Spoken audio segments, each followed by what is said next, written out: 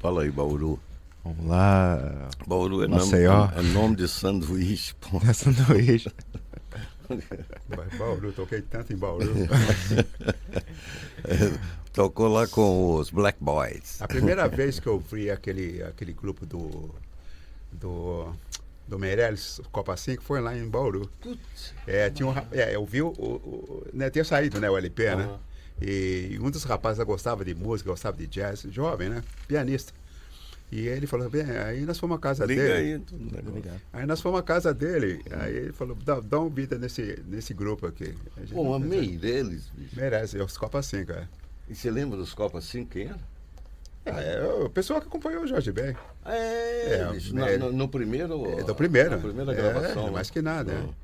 Luiz Carlos Vinhas, Pedro Paulo, Guzmão, quem mais? Claro, Meirelles, né? E Dom Romão. Mas foi uma coisa incrível, né? Coisa incrível ouvir aquele grupo pela primeira vez, porque a gente tinha aquela ideia de fazer uma mistura assim, né, de samba jazz. Então foi incrível, né? E depois tocou também o disco do Sérgio Mendes, né, que tinha saído um pouquinho antes do Sérgio Mendes, mas o Sérgio Mendes já conhecia o Sexteto Bossa Rio, né? Que era com Raul, Costita, Maciel, Edson Machado e o baixista, como é aquele baixista lá? Tião Neto. Tião Neto, que viajou com ele até aqui nos Estados Unidos também, né? Viajou, claro, trabalhou com o Jobim também, muitos anos também, né? Mas falando essa coisa toda, The Art of Samba Jazz is the last album Salvador record, and this is going to be the first time in New York that he's going to play with the sextet, Dom Salvador Sextet, from the record The Art of Samba Jazz that was the last release. And we are talking about The Art of Samba Jazz is Samba jazz, I interviewed Creed Taylor many years ago, and he told me he's the one who put the label on jazz samba. Yeah, that was different, yeah. Yeah, but samba jazz is something beyond that, and Salvador really explained that on the record. But it has a difference between samba jazz and jazz samba. Jazz samba that Stan Getz used to do, like he plays the melody, the rhythm, keep it just just the background, hold that the rhythm from the beginning to the end. But the samba jazz is like we play the straight ahead jazz, the American straight ahead jazz. It has a difference because everybody's it's like a interplay, all the musicians, all these instruments is totally different from the jazz samba. Jazz samba was basically in bossa nova. They play the melody, the saxophone player or when the horn plays some little bit and improvise. But samba jazz was totally different, like a jazz messages, like Art Blake, we have the quintet by Clifford Brown, was Max Roach. Was a kind of interplay. That's why they call samba jazz. And I love the way you did it. Also, that you mentioned everybody. I mean, everybody. It's hard to put everybody, yes, right, yes. But you gave mention to a lot of people who were playing samba jazz at that time. Yeah, really the first time I heard samba jazz was a group called Turma da Gafieira. This was 1956. The drummer from that group was Edson Machado. That later on in life we played together. Now we did an album, Re 65 Trio, in 1965. But this group came out in 1956, 57. It was they had a great musicians there, Sivuk, Santos trumpet, Raul de Souza, no? The famous Raul de Souza, Zé Bodega, tenor sax. He used to play with Severino Araújo, the band leader, one of the best band that we had in Brazil, the Orquestra Tabajara. What else?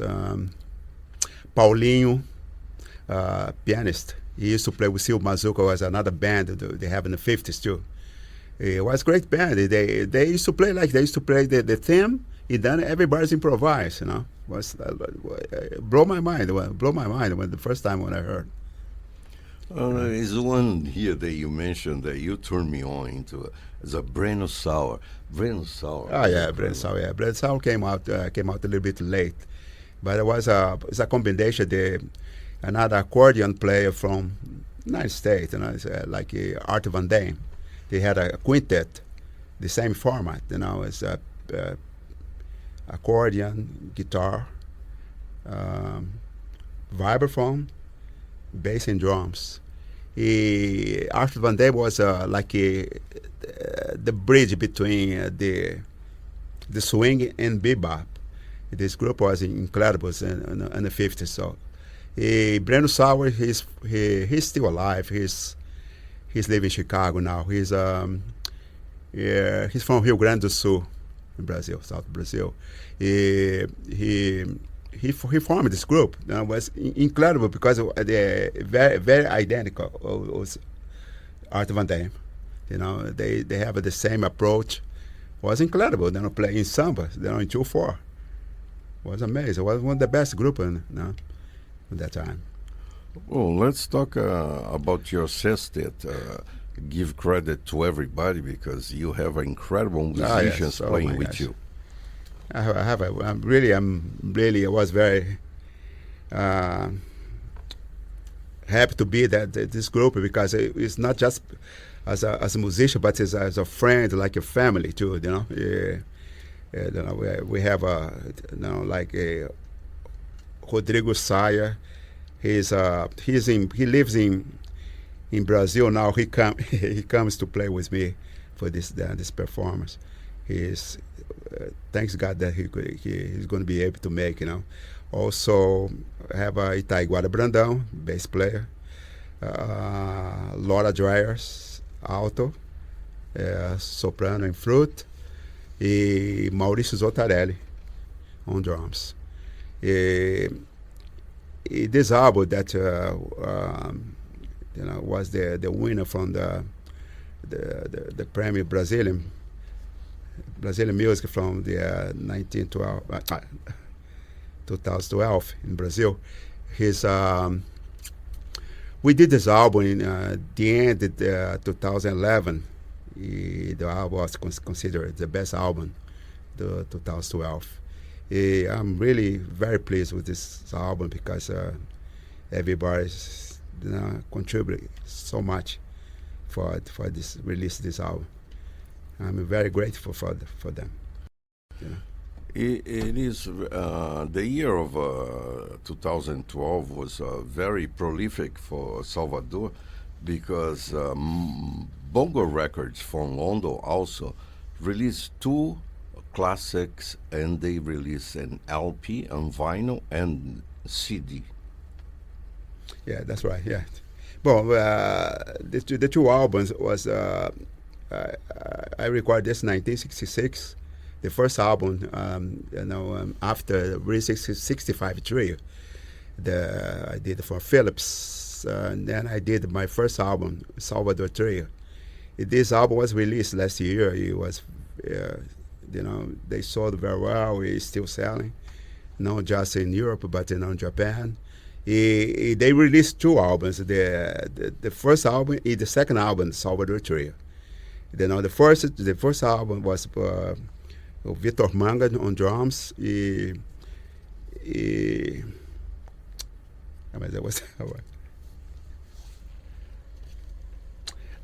Edson Lobo on bass. The second album is Sérgio Barroso. He was the bass player from the Rio 65 Trio. E Edson Machado também from his 65 Trio. All those albums, if you find the real thing, but now you can find it again from Mr. Bongo. But Salvador, talking about this, he has more than 500 records. Talking about as a sideman and as a arranger, how many records you record? I don't know. It's so hard to to track down. But I used to work I was a studio musician for 7 years, and then I'm from 1966 until 1973.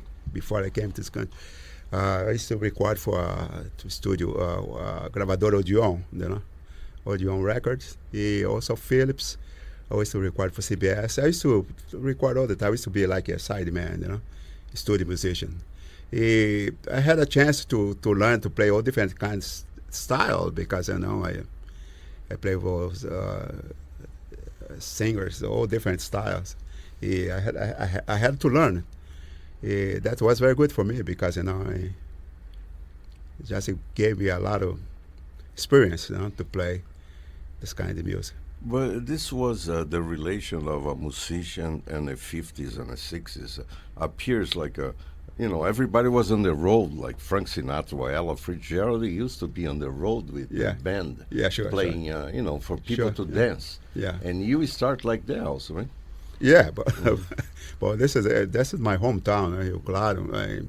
That time they still have a lot of big band in Brazil in the 50s. I couldn't believe it. Today it's very hard to find a big band. Not just in Brazil, but over here also. It's very hard. I used to play three different bands. Rio Claro, not just there, but it's another city like São Carlos, Araraquara is another cities that they have a lot of big bands. It was like 17-piece band. You used to travel. When you got to the Oliveira and the Black Boys, that was your first break in a big city of São Paulo. Yeah. Well, this band was, I played with that band in 1962. When I moved to São Paulo in 1961. In 1962, I was invited to join this group. It was very interesting because it was the name of the band was Oliveira, the leader, Oliveira. The name of the group is Oliveira's Black Boys. It was everybody's black. It was a very interesting band because we used to do a lot of dancing. They used to have a lot of they call like baile, ball. And this was like the ambient was Yeah. a boate, as we call the nightclub, right? No. We We used to play also big houses. Yes. Like Ballrooms, We did a lot of club dates. Mm-hmm. We did a lot. That time was very successful to do that. See? And then all of a sudden you decide to go to Rio. Yes. I stayed in São Paulo until the 1964. I think it's until April 64. Then I moved to Rio de Janeiro. There I had a chance to play.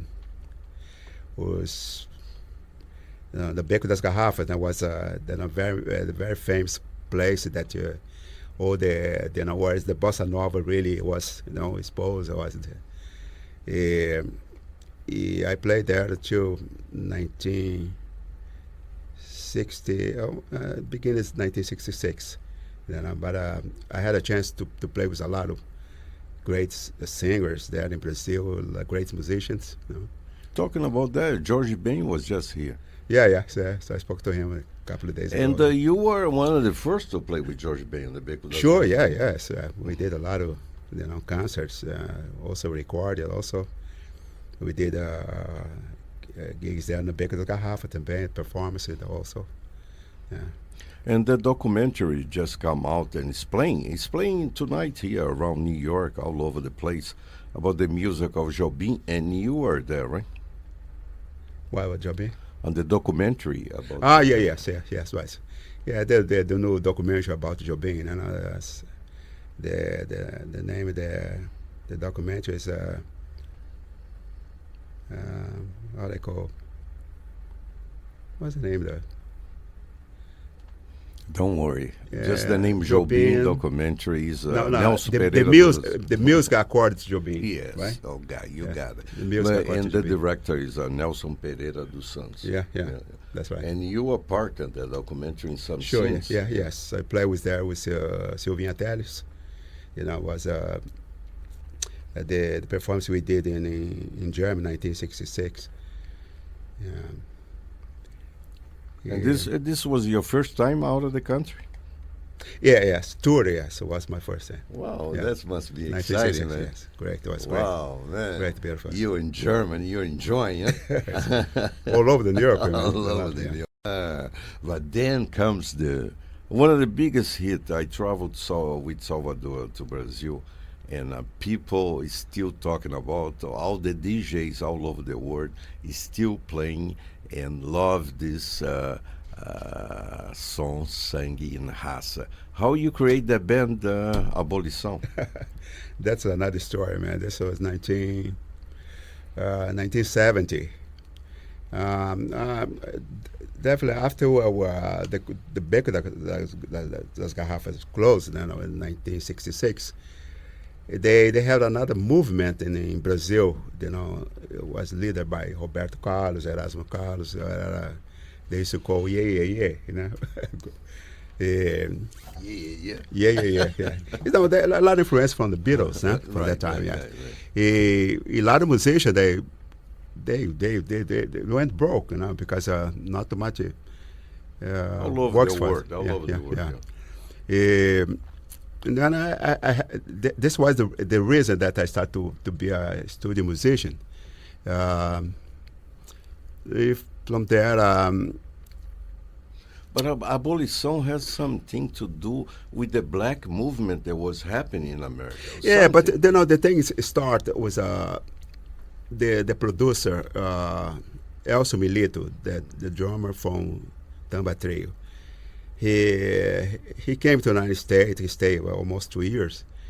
At that time when he came, he was exactly when they started that movement about the soul music, funk, James Brown, Sly Family Stone. He was very impressed with that.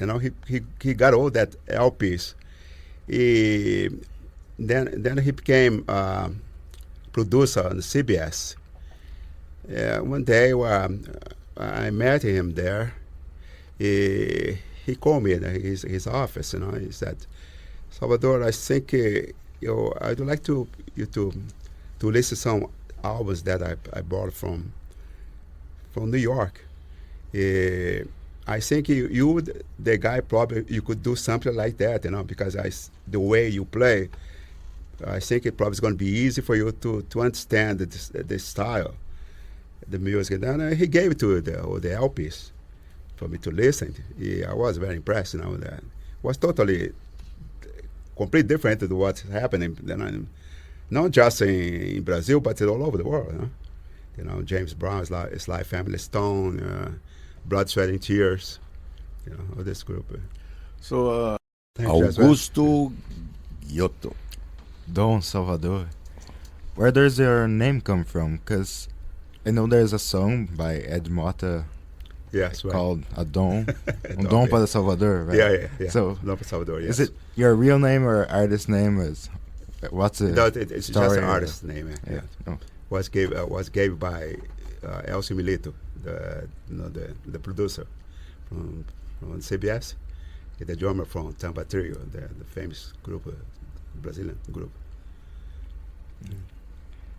And both Dom Salvador or is Huh? Is Salvador your name or? No, my real name is Salvador da Silva. Salvador da Silva. But the stage name is Dom Salvador.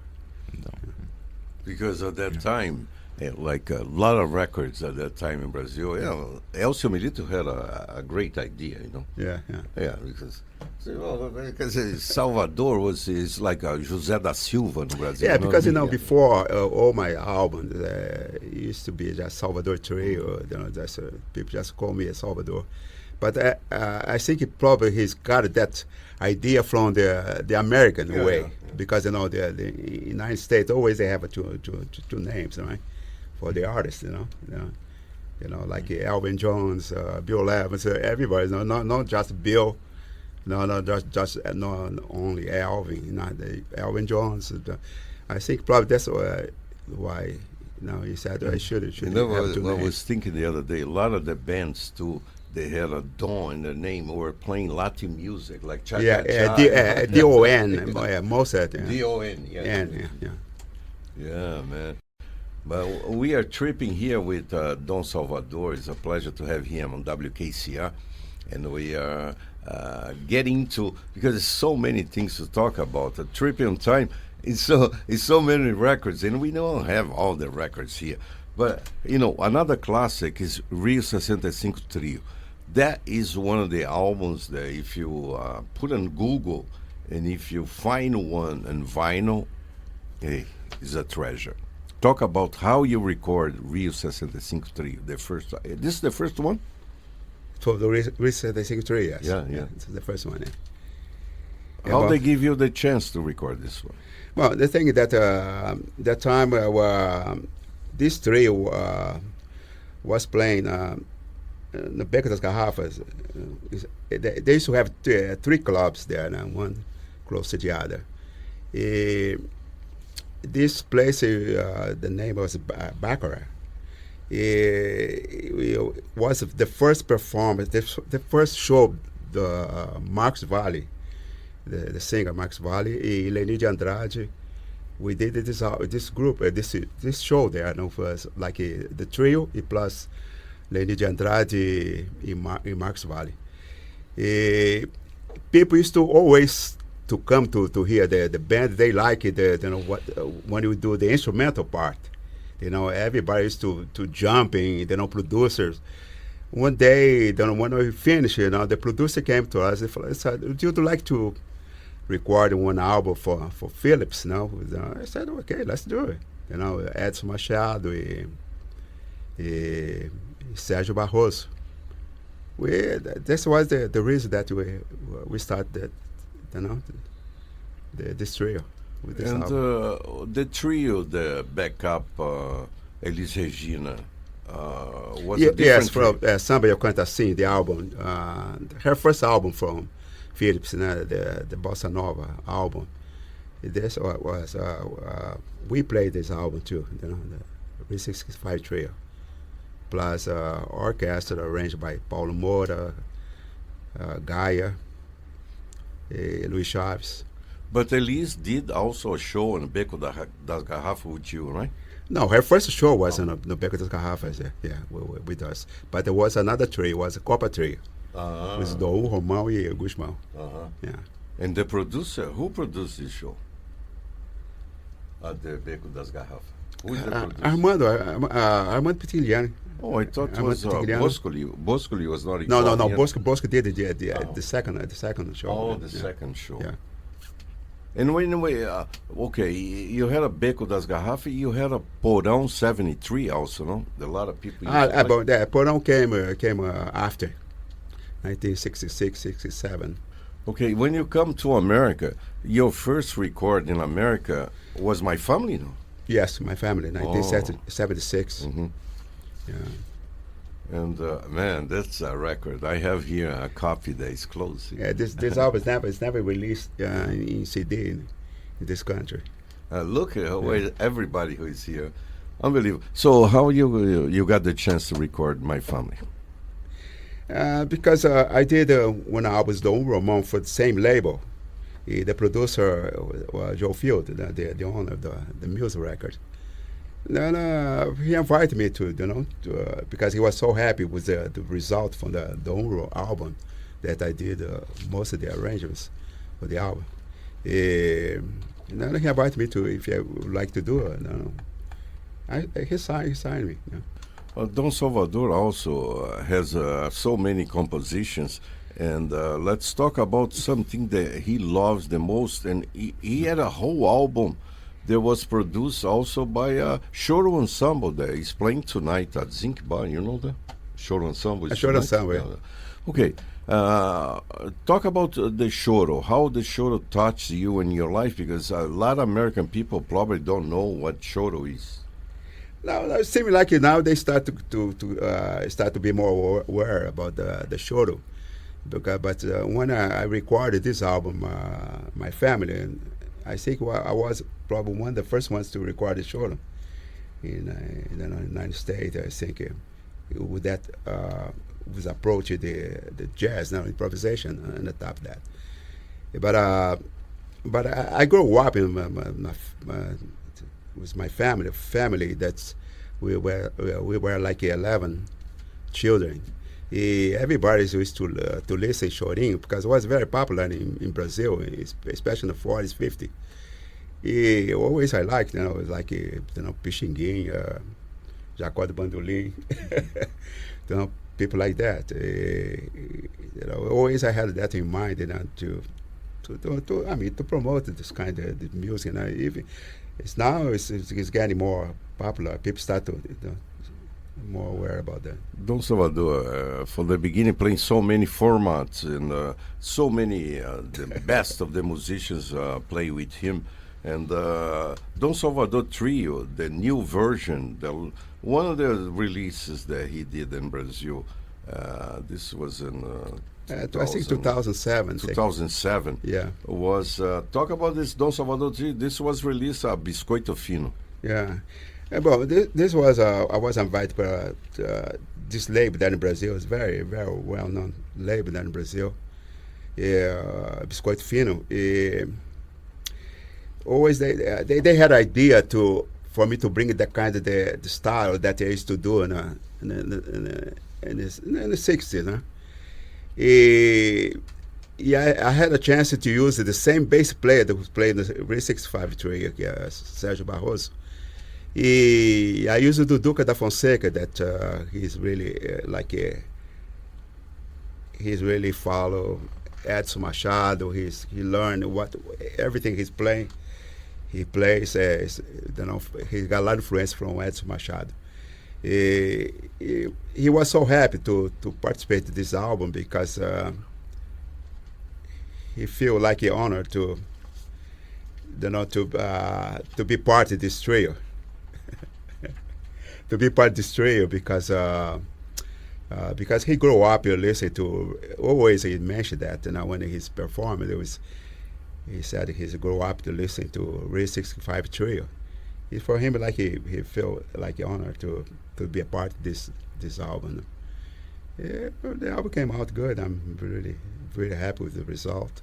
One more time, I was so lucky to being with Don Salvador 2011, I guess. It was 2011. They made him homage in his hometown at Rio Claro on Carnival time. And I had such a great time. And Rio Claro Suite, it is an album that Salvador really love it. And the front cover of the album is the train station of Rio Claro. Jassvan DeLima was the author of the text in the Rio Claro Suite. Yeah. So, should I read it? No. Yeah. You should ask him some question So, about yeah, Rio Claro Rio because Claro. you're close So, yeah. about Rio Claro, man. This guy from Bauru. Yeah, don't Bauru, know. yes. No. Actually, Bauru, I play a lot in Bauru. So Versus Black Boys, I did a lot. In the beginning of your career, right? Huh? In the beginning of your The beginning, career. yes. The beginning, Yes. 1962 or 63. Wow. Yeah. And, Yeah, he was Actually, mate. He's mad. Yeah. Actually, I was born in Pirajuí. Pirajuí, yeah. Tito Oh, you Madi know was born there. No, I never been there, but I know where. Tito Madi. Tito I Madi, was you born probably there. played. Tito Madi is from there. Yeah. You play with Tito Madi? No, I never. No, I never played with. He I was, never. I think he was Odeon too. Audio, yeah, but I never recorded. No, I never did it. Let's see if we remember some names that you recorded as a sideman or arranger. Oh my God. No, João Nogueira. I John remember Nogueira, one. her first album. First Maísa, album. I remember Yeah. another one. Elza Soares. Elza Soares. Miltinho. Elisete Cardoso. Elisete Cardoso. Doris Monteiro. Nossa Senhora. And so, Simonal, Jorge Ben. talking about, I love the album that was released, What Music. that you and oh no, you have the one with the Mancini play samba Ah, mas você também é Valtel Branco, né? with Valtel yeah, Branco, yeah. and the other one that is like Latin music. That was with Meirelles, the one that has some. Ah, yeah, yes. Sorry, I forgot the name of the album. That's incredible too. There's all Latin feeling. Yeah, You yeah, know? yeah. Copa 7. Aquele é o Copa 7. Copa Isso, 7. isso, isso. Copa 7, yeah. Yeah, man. Too many instrumental things. Sérgio Barroso, Chico Batera. What else? Who was playing on this? Juarez Araújo, saxofone. Maurílio Santos. Maurício Trumpet. Santos. Porra. E o Jadir de Castro. Jadir de Castro. Jadir? I sabe say, ele? yeah. Você já tocou com o Jadir? No. You never played with I him? know him very well. Yeah, But, yeah. We're going to talk about this is another project that I love it, and people, we should re-release. We probably is going to be released. Ancestors. I don't like to. I don't want to touch about that, but that's beautiful record, Folia de Reis. Mhm. There's an independent produced by you and the trio. Café e Cidinho. Yeah. It's a great album, man. It's beautiful. Yeah. But that's a way it's very close to the roots, you know, Brazilian, African roots. The format was a 2 accordion,